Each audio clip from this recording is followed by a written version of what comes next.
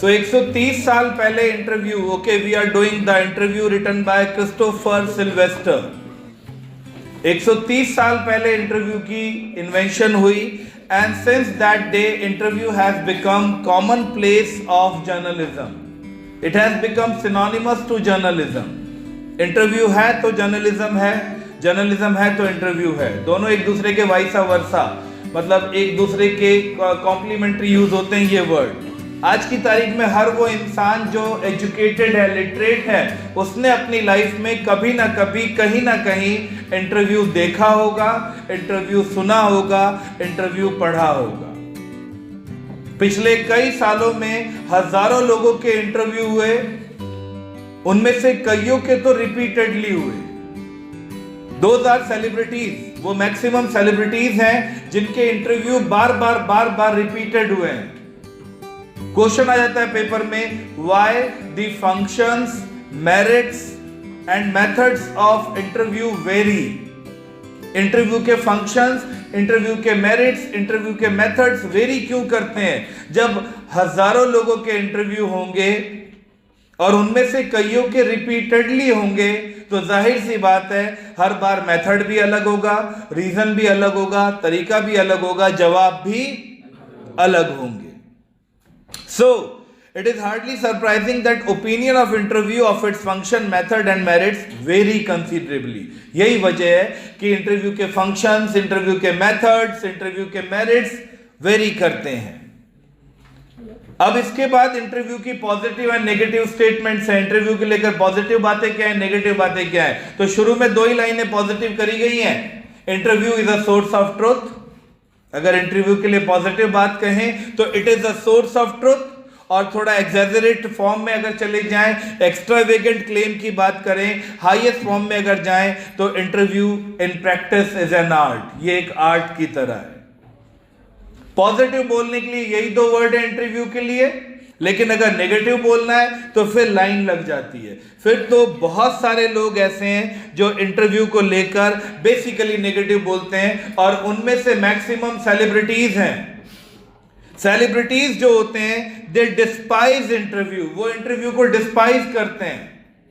ये वो लड्डू है जो इन सेलिब्रिटीज ने खाया, ये वो लड्डू है जो जिस लड्डू को खाकर ये सेलिब्रिटीज हाईएस्ट फॉर्म तक पहुंचे, उस पेडेस्टल तक पहुंचे जहां पर इनको लोग इनके ऑटोग्राफ को तरसते हैं, उस लेवल पर पहुंचे जहां लोग इनके इंटरव्यू लेते हैं, और वहां पहुंचने के बाद सबसे पहला काम यही करते हैं कि यही इंटरव्यू को डिस्पाइज करना शुरू कर देते हैं।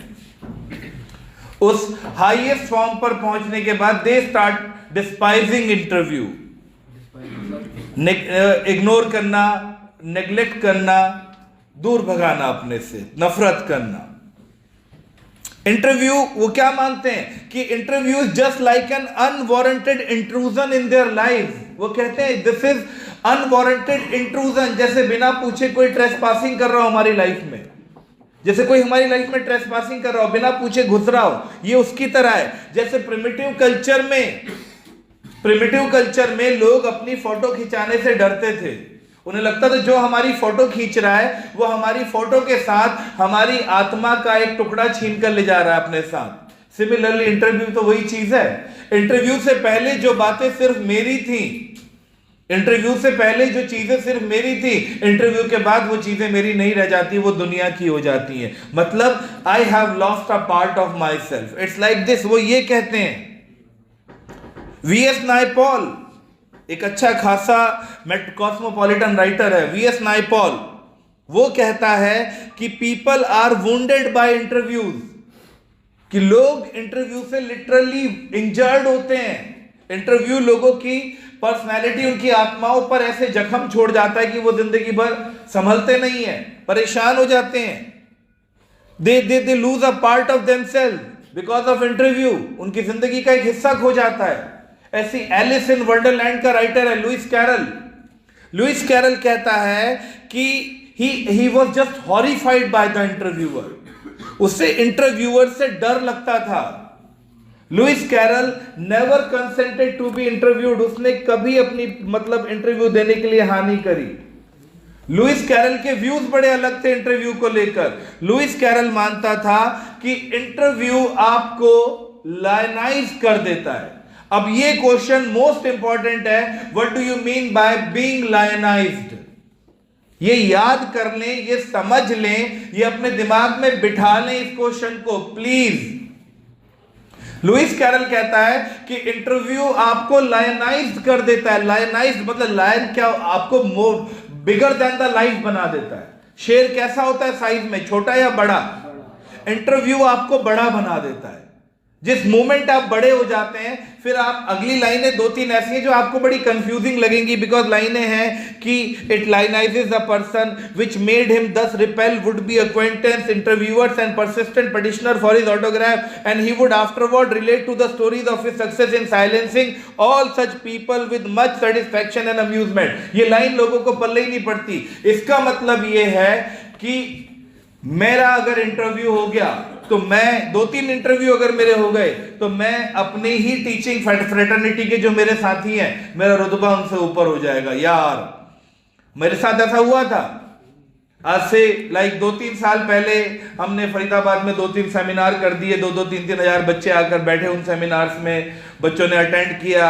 IMS वगैरह के सेमिनार हुए, करियर लॉन्चर वगैरह के सेमिनार। जब भी बड़े बड़े सेमिनार होते थे तो फरीदाबाद से बेसिकली 3 टीचर्स को वो लोग बुलाते थे। कॉमर्स फील्ड के लिए, अकाउंटेंसी के लिए राज सर, इकोनॉमिक्स बिजनेस के लिए धीरज सर, और इंग्लिश के लिए मुझे बुलाते थे। तो 2-3 इंटरव्यू क्या अटेंड कर लिए जो खुद के साथी थे। वो कहने लगे, हालांकि मेरे में कुछ नहीं आया, वो कहने लगे अरे तुम तो बड़े लोग हो गए हो, अब तो तुम्हारे तो इंटरव्यूज छपते हैं, तुम्हारे तो सेमिनार्स की फोटोज आती हैं, तुम्हारा ये तो ये होता है। मतलब कहीं ना कहीं क्या आ गया अपने दोस्तों के साथ, डिस्पैरिटी, एक फर्क आ गया, एक डिफरेंस आ गया। इंटरव्यू आपको उस पोजीशन पर ले जाकर बैठा देता है।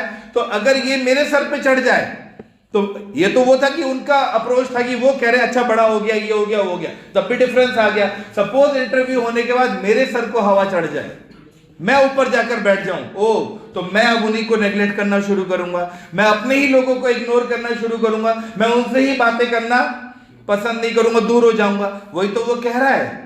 Lewis Carol hated to be lionized. He hated that bigger than life picture. He didn't want to sit on that pedestal. वो इंटरव्यूज के बाद उस पोजीशन पर बैठना पसंद नहीं करता जहां से नीचे मैं अपने ही लोगों को डिस्पाइस करना, इग्नोर करना और उनको वो करना शुरू कर दूं, जो कि इंटरव्यू के बाद टेंडेंसी आ जाती है लोगों में। जैसी कोई सेलिब्रिटी बना, परफॉर्मेंस देकर कब बीच परफॉर्मेंस में से वो, क्योंकि उन्हें पता है अगर मैं ये बोल के लिख लूंगा कि ये मेरी लास्ट परफॉर्मेंस है, सारे लोग बैक गेट पे पहुंच जाएंगे मिलने के लिए, ऑटोग्राफ लेने के लिए। आपको पता ही नहीं होगा, आप जब भी कभी कॉन्सर्ट वगैरह देखकर जाना, कभी नहीं अनाउंस करते कि this is the last performance of the singer. Why? Because वो बीच में ही गाते गाते गाना गा लिया, एक गाना खत्म हुआ, आप वेट कर रहे हैं अभी वो आएगा, तब तक वो कार में बैठ के निकल गया। क्यों? क्योंकि he now don't want to give you, he doesn't want to give you those autographs and all, just because he is now at that position, at that position. इसे कहते हैं lionize होना, इसे कहते हैं lionize होना। So Lewis Carroll hated to be lionized. He had that horror of being lionized. That's why वो interview से नफरत करता था। ऐसी एक है Rudyard Kipling. He had more condemnatory approach towards interviews. उसका तो इंटरव्यू को लेकर और ज्यादा कंडेमनेटरी अप्रोच था। वो ये कहता है, उसकी बीवी ने 1892 में अपनी डायरी में लिखा कि 14 October 1892 our day was wrecked by 2 reporters from Boston. Boston से आए 2 रिपोर्टर्स ने हमारा दिन बर्बाद कर दिया। हम हॉलिडे पर थे, हम एंजॉय कर रहे थे, लेकिन बोस्टन से आए उन 2 रिपोर्टर्स ने हमारे दिन को पूरी तरीके से डिस्ट्रॉय कर दिया। मेरे पति उनसे कह रहे थे, why do I refuse to be interviewed. मेरे पति रुडयार्ड किपलिंग ने उनसे कहा, उन पपराजीज से, उन इंटरव्यूअर से, कि भाई मैं क्यों इंटरव्यू देने से मना करता हूं, because it is immoral, it is while, it is a crime. जैसे कोई किसी को मार दे, एक्सीडेंट कर दे, कत्ल कर दे, तो उसकी सजा है उस क्राइम की। रुडयार्ड किपलिंग कहता है इंटरव्यू की भी सजा मिलनी चाहिए। It is cowardly and wild. These are the views of Rudyard Kipling. Rudyard Kipling तो इस लेवल तक गया कहने को कि no respectable man would ask it, much less give it. अगर इज्जतदार आदमी है ना कभी किसी का इंटरव्यू करने के लिए कहेगा, ना खुद कभी इंटरव्यू। बट सवाल ये उठता है कि ये जितने चौधरी बने डायलॉग मार रहे हैं ना, be it VS Naipaul, be it Lewis Carroll, be it Rudyard Kipling, ये सभी ये कह रहे हैं ना इट इज एन असॉल्ट। तो रुडयार्ड किपलिंग भैया, तुमने सेम असॉल्ट मार्क ट्वेन पर किया था, सेम असॉल्ट तुमने मार्क ट्वेन का इंटरव्यू लिया था, तो तुमने क्यों किया था? तुमने कई बार इंटरव्यू दिए हैं। अगर ये इतना ही कावर्डली, इतना ही इमोरल और इतनी ही वाइल्ड चीज है, तो तुमने इतने इंटरव्यू क्यों दिए और क्यों लिए? एच.जी. वेल्स कहते हैं 1894 के एक रिपोर्ट में, इंटरव्यू में उन्होंने कहा था, interviewing is an ordeal. Interview का जो प्रोसेस है, बी इट देने का प्रोसेस इंटरव्यू या इंटरव्यू लेने का process, it is N ordeal, it is a fiery misery. ये एक अग्नि परीक्षा है, डिफिकल्ट टेस्ट है, ORDEAL, अग्नि परीक्षा, डिफिकल्ट टेस्ट है। तो भैया तुमने ऐसे ऑर्डियल बड़े 40 साल बाद तुमने खुद जोसेफ स्टालिन का इंटरव्यू लिया, फिर तुमने लोगों को इस परीक्षा में क्यों डाला? ऐसी एक और है हमारा ये सोल बेलो, ये कहता है interviewing is just like a thumbprint on your wind pipe. कोई आपका इंटरव्यू ले रहा है या आप किसी का इंटरव्यू ले रहे हो, तो आप क्या करते हो? ऐसे जैसे आप विंड पाइप को दबा रहे हो, किसी को चोक कर रहे हो, चोक कर रहे हो। बट यही ये एच.जी. वेल्स फ्रीक्वेंट इंटरव्यू भी था, फ्रीक्वेंट इंटरव्यूज लेता था, कई बार इंटरव्यू दिए और इंटरव्यू लिए। सो वही तो वो कह रहा है कि यट डिस्पाइट द ड्रॉबैक्स, इतनी ड्रॉबैक्स के बावजूद भी interview it is drawbacks of interview, it is a supremely serviceable medium of communication. Interview आज भी कम्युनिकेशन का सुप्रीमली सर्विसेबल मीडियम है। क्यों?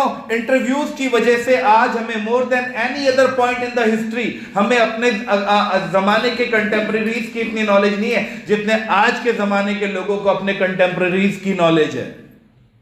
आज से 30 साल पहले या 40 साल पहले किसी को नहीं पता था कि फलाना एक्टर की वाइफ का नाम क्या, उसके बच्चों का नाम क्या है, उसके क्या शौक है। आज हमें अपने कंटेम्पररीज या आज के जमाने के राइटर्स के अपने कंटेम्पररीज के बारे में, अपने एक्टर्स के बारे में, अपने प्लेयर्स के बारे में बहुत कुछ मालूम है। और ये सब क्यों? क्योंकि because of interview. These days, more than at any other time, our most vivid impressions of our contemporaries are through interviews. Denis Brian कहता है, almost everything of movement reaches us through one man asking questions of another. Her movement की खबर हम तक कैसे पहुंच रही है? बिकॉज कहीं ना कहीं कोई ना कोई किसी इंसान से सवाल और वो इंसान हमें जवाब दे रहा है, इसलिए हम तक खबरें पहुंच रही है, इसलिए हमें दुनिया जहान की इतनी नॉलेज है।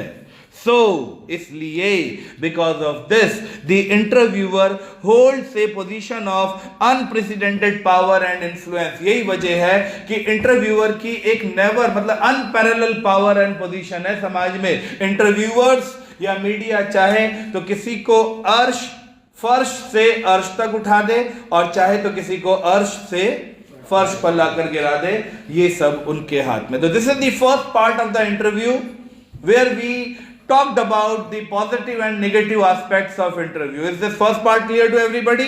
Yes, sir. Second part is an interview of a prominent academician. Second part में हम एक prominent academician के इंटरव्यू की बात कर रहे हैं और ये prominent academician है Umberto Eco, university of Bologna Italy में प्रोफेसर था ये बंदा। He was the professor of semiotics, sign language का प्रोफेसर था और बड़ा रिनोन्ड प्रोफेसर था।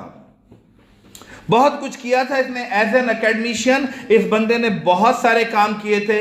ही was a scholar, he was a he had a means unparalleled reputation as a scholar for his ideas on semiotics. Semiotics पर इसने अपने ideas बड़े publish करे थे, फिक्शंस लिखनी शुरू करी इसने। उससे पहले literary interpretation, medieval aesthetics and sign language के ऊपर बहुत कुछ किया। एसे लिखे, एकेडमिक टेक्स्ट लिखे, लिटरेरी फिक्शंस लिखी, चिल्ड्रन बुक्स लिखी, न्यूज़पेपर आर्टिकल्स लिखे। इस आदमी का लिखा हुआ रिटर्न आउटपुट स्टैगरिंगली लार्ज है। और उसके बाद इसने एक नॉवल लिखा, नेम ऑफ द रोज। और जैसे इसका नॉवल आया नेम ऑफ द रोज, उसके बाद तो he achieved a kind of intellectual superstardom. पूरे वर्ल्ड में मोर देन 10 मिलियन उसका नॉवल बिकी और he became you can say bestseller author over there in the whole world. लोग उसके इंटरव्यू छपने लगे, बड़ा आदमी बन गया. तो अब उसका इंटरव्यू लेने के लिए द हिंदू न्यूज़पेपर का एक जर्नलिस्ट इंटरव्यूअर मुकुंद पद्मनाभन गए. तो मुकुंद ने जो पहला क्वेश्चन मारा, पूछा, वो ये कि सर आपके बारे में डेविड लॉज, वो एक राइटर है, उनका कहना है कि समझ नहीं आता अम्बर्टो इको इतना सारा कैसे लिख लेता है.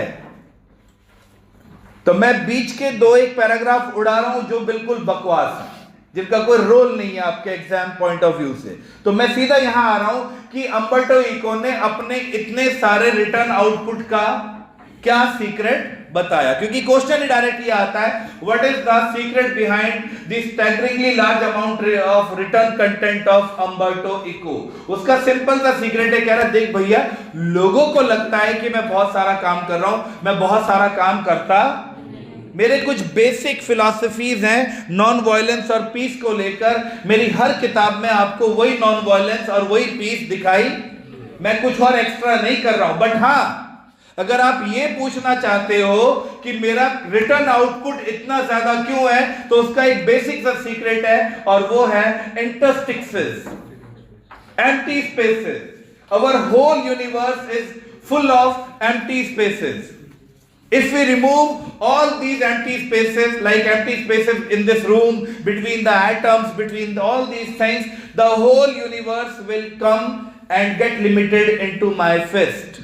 पूरी यूनिवर्स मेरी फिस्ट में आ जाएगी अगर हम इसमें से एम्प्टी स्पेसेस को हटा दें. सिमिलरली हमारी जिंदगी में भी एम्प्टी स्पेसेस होते हैं, इंटरस्टिक्सेस होते हैं, इंटरस्टिक्सेस होते हैं. सपोज तुम नीचे से आ रहे थे मेरा इंटरव्यू लेने के लिए, मुझे पता अब तुम एलिवेटर में चढ़े हो, तुम्हें ऊपर तक आने में 2 मिनट. बिलीव करो मैंने उन 2 मिनटों में एक आर्टिकल लिख लिया. सो मैं ये जो टाइम गैप होता है बिटवीन टू वर्क, मैं उसको इस्तेमाल करता हूं. That is why my written output is so staggeringly large. यही वजह है कि मेरा रिटर्न आउटपुट इतना स्टैगरिंगली लार्ज है, इतना ज्यादा है.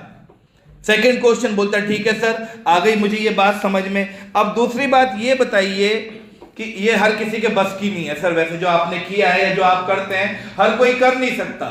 चलिए दूसरी बात ये बताइए कि सर आपका जब हम पढ़ते हैं कंटेंट, आपका राइटिंग स्टाइल, तो यहां से क्वेश्चन आता है, what is the difference between Umberto Eco's writing style and regular academic writing style. Umberto Eco के राइटिंग स्टाइल और रेगुलर एकेडमिक राइटिंग स्टाइल में क्या डिफरेंस है. कहता सर यही, जब हम पढ़ते हैं तो आपका राइटिंग स्टाइल जो है बड़ा प्लेफुल, बड़ा पर्सनलाइज्ड और बड़ा you can say narrative touch वाला है. आपके राइटिंग स्टाइल में प्लेफुलनेस नजर आती है, आपके राइटिंग स्टाइल में नैरेटिव टच नजर आता है, आपके राइटिंग स्टाइल में वो एक पर्सनल टच नजर आता है. जबकि रेगुलर एकेडमिक राइटिंग स्टाइल जो है बड़ा डल, बड़ा ड्राई और बड़ा बोरिंग होता है. तो आपने क्या जानबूझकर ये राइटिंग स्टाइल डेवलप किया है? कहता नहीं, मैं आपको बताता हूं, नेचुरल है ये. हुआ ये था कि 22 साल की एज में जब मैंने अपनी पहली डॉक्टोरल डेजर्टेशन दी, पहली बार जब पीएचडी के बाद, डॉक्टरेट करने के बाद मैंने स्पीच दी, तो मैंने जो जो किया था अपनी थीसिस में वो सारा बता दिया, अपने ट्रायल्स भी बता दिए, अपने एरर्स भी बता दिए. मैंने पूरी लोगों के सामने अपनी स्पीच पढ़ी. एक प्रोफेसर मेरे पास आए, he liked my way of delivering speech. उसे मेरा स्पीच डिलीवरी का मेथड अच्छा लगा. वो आया, उसने मेरी तारीफ करी कि सर आपकी स्पीच बड़ी अच्छी थी, आपने उसमें बड़ा नैरेटिव स्टाइल में बताया, क्या मैं आपकी स्पीच को या आपके कंटेंट को एज ए बुक बना के छाप सकता हूं? और उसने छाप दी. दिस मीन्स उसे मेरा कंटेंट अच्छा. वहां से मुझे पता चला कि बुक कैसे लिखी, जो मन में है उसे नरेट कर दो, बुक लिखी जाएगी. That's it. और रही बात नॉवेल्स की, मैंने 50 साल में नॉवेल लिखना शुरू किया भाई. मैंने 50 इयर्स की एज में लिखना शुरू किया. जहां लोग लिखना बंद करते मैंने वहां से शुरू किया. तो मेरे अंदर कोई ऐसा नहीं था कि मैं रेगुलर एकेडमिक चीजें लिख ही रहा था, आर्टिकल लिख ही रहा था. मैं नॉवेल लिखने के लिए कोई मर नहीं रहा था. मेरा एक फ्रेंड है Roland Barthes, he is an essayist, वो एसेज लिखता है. तो उसकी बड़ी तमन्ना थी कि वो जिंदगी में क्या लिखे, नॉवल लिखे। बिलीव करो वो लिखे बगैर निकल गया। यकीन मानो मेरे अंदर ऐसी कोई भी डिजायर, बत्रा साहब, मेरे अंदर ऐसी कोई भी डिजायर नहीं है कि मुझे ये करने से पहले ये करना है, नॉवल लिखना है। नॉवल तो मैं एक दिन घर पे कुछ करने को नहीं था, खाली बैठा हुआ था, तो मैंने नॉवल लिखना शुरू कर दिया। लिखा, नॉवल लिखने में मजा आ रहा था, लिखते लिखते कंप्लीट कर दिया। That's it. मेरे अंदर बिल्कुल भी ऐसी कोई बात नहीं है कि मुझे नॉवल लिखना ही है। It satisfied my taste, so I wrote it. कह रहे चलिए सर अब नॉवल की बात करें। अब अगर नॉवल की बात करें सर, ये मैंने क्वेश्चन दिया था अपने पेपर में कि अम्बर्टो इको अपने आप को एकेडमिशियन कहलाना पसंद करता है या नॉवल राइटर, नॉवलिस्ट। मैंने क्वेश्चन दिया था, यही क्वेश्चन यहां से दिया था कि अब आपके नॉवल की बात करें कि सर आपने इतने लिटरेरी टेक्स्ट लिखे हैं, सेमियोटिक्स के ऊपर, साइन लैंग्वेज के ऊपर आपने इतना कुछ लिखा है। आपने करीब 20 किताबें, कह रहा 20 नहीं 40, कहता है यस, आपने करीब 40 किताबें लिखी हैं, इतना कुछ किया है। और नॉवल लिखी है आपने ओनली 5। फिर भी अगर लोगों से पूछो do you know Umberto Eco, क्या आप अम्बर्टो इको को जानते हैं, उनका जवाब आता है अच्छा वो नॉवलिस्ट। अब आपको स्टैंपिंग मिल गई नॉवलिस्ट की। आपको बुरा नहीं लगता कि आपकी एकेडमिक क्वालिटी सारी, आपकी एकेडमिक अचीवमेंट सारी ओवरशैडो हो गई? 5 नॉवल लिखकर आप क्या कहलाने लगे, नॉवलिस्ट। बुरा नहीं लगता आपको? कहता है सी, बुरा तो लगता है भाई, because I consider my self a writer an academic first. मैं अपने आप को एक एकेडमिशियन पहले काउंट करता हूं और नॉवलिस्ट बाद में। मुझे आई पार्टिसिपेट इन एकेडमिक कॉन्फ्रेंसेस।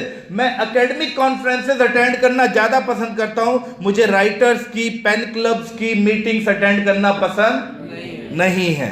इसलिए मैं अपने आप को एकेडमिक कम्युनिटी के साथ ही आइडेंटिफाई करना पसंद करता हूं, रिलेट करना पसंद करता हूं। बट हां, एक बात यह भी है कि सेमियोटिक्स के ऊपर बुक लिखकर मैं कितने लोगों तक पहुंच जाता है? 1 मिलियन, दम मारू 2 मिलियन। नॉवल लिखकर मेरी रीच कहां तक पहुंची? Around 15 million, approx 15 million. तो 15 मिलियन लोग अगर मुझे जानते हैं, उन तक मैं पहुंच पाया नॉवेल्स की वजह से, तो मुझे कोई ज्यादा फर्क भी नहीं पड़ता अगर वो मुझे नॉवलिस्ट बुला भी लेते हैं, तो it doesn't make any difference to me. कहता सर अब यहीं से आपके नॉवल पर अगला सवाल है कि आपका नॉवल जो है ये नेम ऑफ द रोज, बड़ा सीरियस सा नॉवल है सर, ये ध्यान से सुनो। कहता है कि आपका जो ये नॉवल है नेम ऑफ द रोज, बड़ा सीरियस सा नॉवल है। कहीं पर इसमें डिटेक्टिव प्लॉट चल रहा है, तो किसी लेवल पर ये मेटाफिजिक्स में जंप कर जाता है। It jumps into metaphysics. फिर थोड़ा और चले तो थियोलॉजी मिलती है, फिर कहीं मिडिवल हिस्ट्री मिलती है। फिर भी it enjoyed a large audience, mass audience. कईयों ने पढ़ा ये नॉवल, 10-15 मिलियन बिक गई। पजल नहीं हुए सर आपको नहीं लगा कि ये इतनी हिट कैसे हो गई? अब ये बात अम्बर्टो इको थोड़ा ऑफेंस ले लिया, उसने दिल पे ले ली। उसने कहा हेलो, तुम जैसे जर्नलिस्ट और पब्लिशर्स पजल्ड होते होंगे, मैं नहीं। माना मेरा नॉवल सीरियस है, माना मेरा नॉवल सीरियस नॉवल है, लेकिन 6-7 बिलियन वाली पॉपुलेशन वाले इस वर्ल्ड में मेरा नॉवल 15 मिलियन लोगों तक पहुंचा। माना 7 billion versus 15 million is a very less ratio, but ये एग्जैक्टली 15 मिलियन लोग वो हैं जिन्हें सीरियस रीडिंग करना पसंद है। ये 15 मिलियन लोग वो हैं जिन्हें सीरियस रीडिंग करना पसंद है। लोगों को हर वक्त ना, तुम जर्नलिस्ट और तुम पब्लिशर्स को ये लगता है कि लोगों को मसाला पसंद है, ट्रैश पसंद है, फजूल की चीजें पसंद है। ऐसा नहीं होता। 2-1 मिनट पसंद आ जाती हैं ये चीजें, लेकिन हर वक्त नहीं। कहता है 9 बजे के बाद मैं भी मियामी वाइस और इमरजेंसी रूम जैसे चटपटे प्रोग्राम देखता हूं मैं, लेकिन हर वक्त मैं ये प्रोग्राम देख नहीं सकता। We can not see back to back comedy movie, we can not see back to back thriller movie, sometime we also see some serious stuff.